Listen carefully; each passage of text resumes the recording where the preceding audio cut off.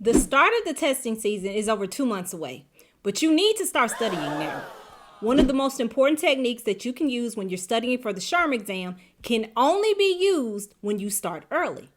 And it is probably going to be the difference in passing and failing. Let's break this down.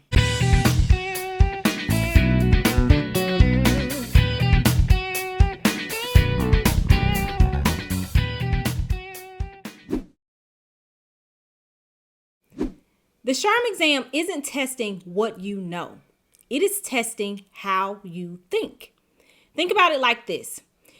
If you've ever tried to learn a new language, you know that the first few months you feel like your brain is like literally fighting against you. You translate every word, you second guess everything, and it just feels really unnatural. It just doesn't feel like the language that you speak. But then eventually something clicks.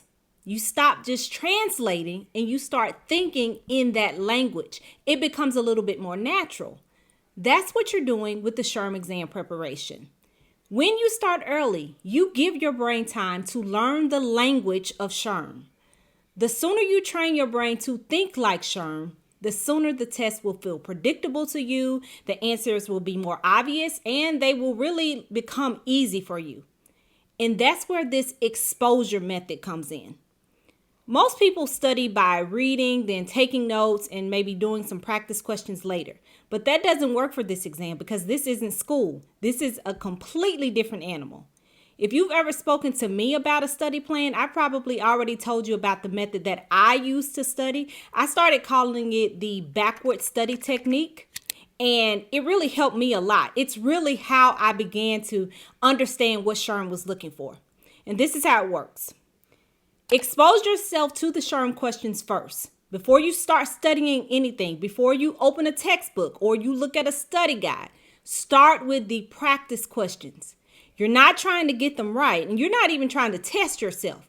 You're just trying to train your brain to see how SHRM structures the questions and what they're looking for in an answer.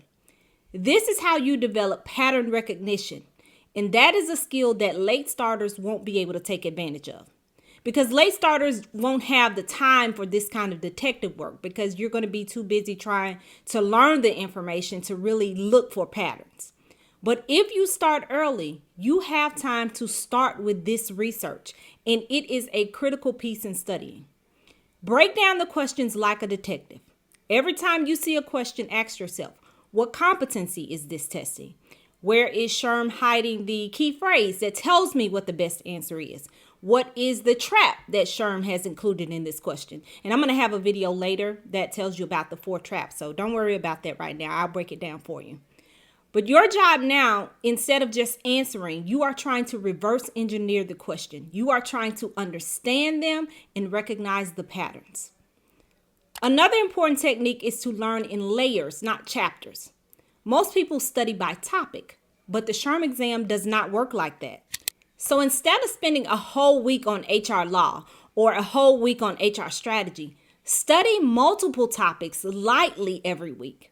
That forces your brain to make the connections across the different competencies in the different topics, and that's how you're going to be tested. If you're following an instructor-led class, they will, of course, follow the SHRM Basque, and you need to follow the SHRM Basque as well because it is your best guide. But your instructor will cover each topic chronologically and in depth.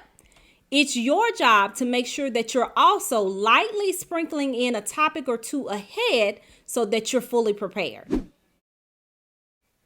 These study techniques work better than your traditional methods because you're not wasting time memorizing things that you might not even see on the exam. Instead, you're focusing on what's important, how to think. People who start with questions first begin to see how SHRM thinks, and that makes every study session after that more effective than the last.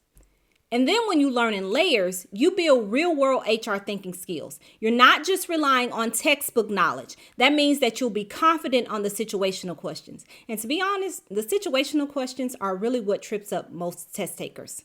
But this method forces your brain to work like an HRB from day one. So by the time test day gets here, you'll be answering the questions on autopilot, just like you do at work. Now that you know the big picture, here's how to put it into action. I'm going to give you a 2-week breakdown to get started. All right, so week 1 is the SHRM exam exposure phase. So days 1 through 2, do 10 SHRM style practice questions a day. You don't need to worry about getting them right. That's not what this is for. You just need to focus on spotting the patterns. Now on days 3 through 4, watch my breakdown videos and see if you can catch the same clues that I catch when I'm breaking down the answer rationale. Days 5 through 7, identify which competency each question is testing before you choose an answer.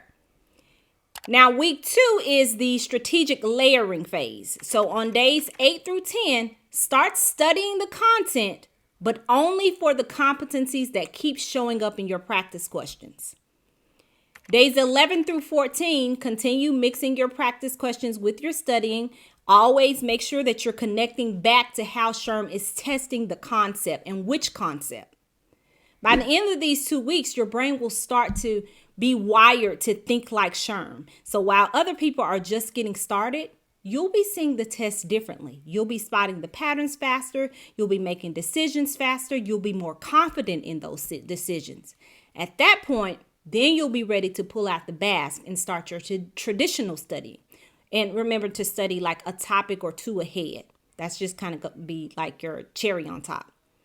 Now, next week, I'm showing you the exact formula that SHRM uses to build the situational judgment questions. So make sure that you are subscribed, make sure that you like, and turn on your notifications because I'm going to really be diving in deep. I'm going to give you some very specific and targeted techniques over these next couple of weeks. Oh, and I'm also starting a new HR series. This is going to help you beyond certification, like in your everyday work life.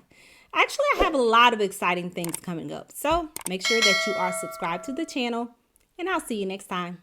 Bye.